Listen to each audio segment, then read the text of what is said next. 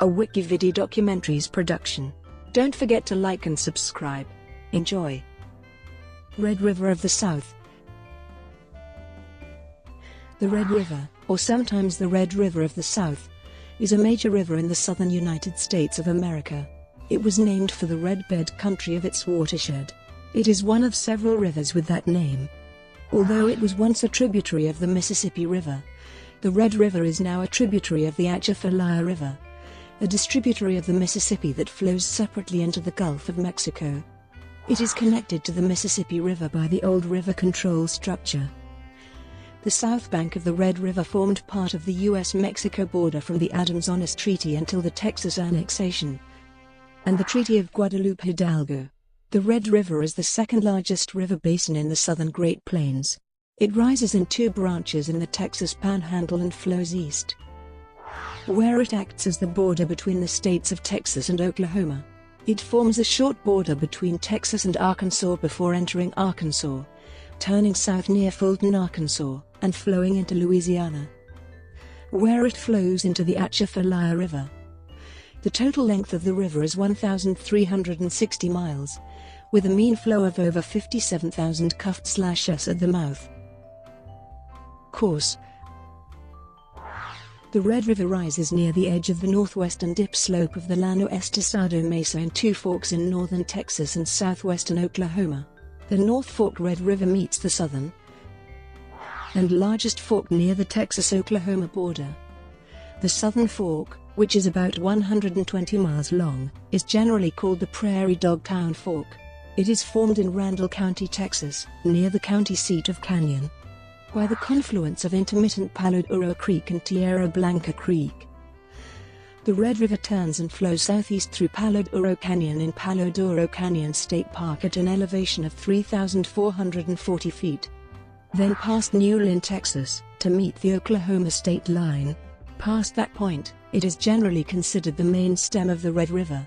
Near Elmer, Oklahoma, the North Fork finally joins, and the river proceeds to follow a winding course east through one of the most arid parts of the Great Plains, receiving the Wichita River as it passes the city of Wichita Falls, near Denison. The river exits the eastern end of Lake Texoma, a reservoir formed by the Denison Dam. The lake is also fed by the Washita River from the north.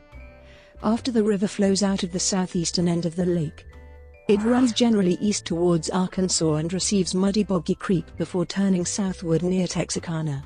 Soon after, the river crosses south into Louisiana. The sister cities of Shreveport and Bossier City were developed on either bank of the river, as were the downriver cities of Alexandria and Pineville, where it is joined by the Washita River, its largest tributary. The river later broadens into a complex network of marshlands surrounding the Mississippi and Atchafalaya rivers. Its waters eventually discharge into the Atchafalaya River and flow eastward or southward into the Gulf of Mexico. In 1946, the Red River flood spilled over into Pineville because of insufficient levee height and strength. However, the taller and stronger levee held in Alexandria. Willie E. Case Jr., the newly elected mayor of Pineville, worked to gain support for the Corps of Engineers to increase the height of the levee on the eastern side of the river to equal that in Alexandria. Watershed. The Red River's watershed covers 65,590 square miles and is the southernmost major river system in the Great Plains. Its drainage basin is mostly in the states of Texas and Oklahoma, but also covers parts of Arkansas and Louisiana. Its basin is characterized by flat, fertile agricultural land, with only a few major cities. The drainage basin of the Red River is very arid and receives little precipitation. As a result, much of the river above the Texas-Oklahoma border is intermittent, and until the river is past its Great Bend south in Arkansas, the flow varies widely. Most of the agriculture in the basin is sustained by groundwater, which is recharged with rainfall and river flow. The lower course of the river flows through a series of marshes and swamps, where its flow is dramatically moderated. Native Americans. Native American cultures along the river were diverse, developing specialized adaptations to the many different environments. by the time of European contact. The eastern piney woods were dominated by the numerous historic tribes of the Caddoan Confederacy. They found plentiful game and fish, and also had good land for cultivating staple crops. The middle part of the Red River was dominated by Wichita and Tonkawa.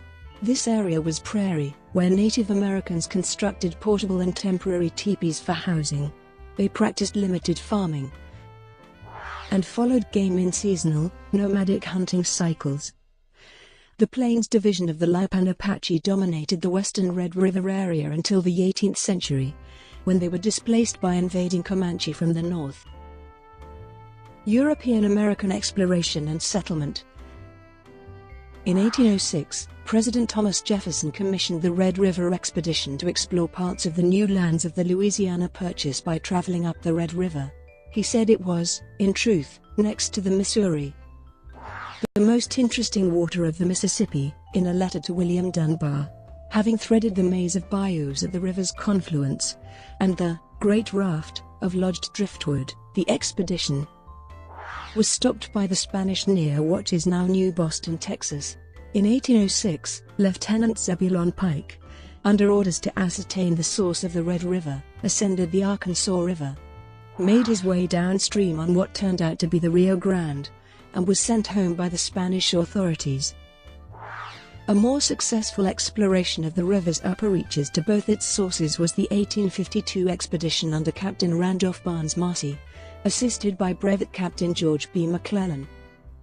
The latter was important as a general in the American Civil War. In April 1815, Captain Henry Miller Shreve was the first person to bring a steamboat, the Enterprise, up the Red River. Fulton and Livingston, who claimed the exclusive right to navigate Louisiana waters by steamboat, sued Shreve in the District Court of New Orleans. The judge ruled that the monopoly claimed by the plaintiffs was illegal. That decision, along with a similar outcome in Gibbons v.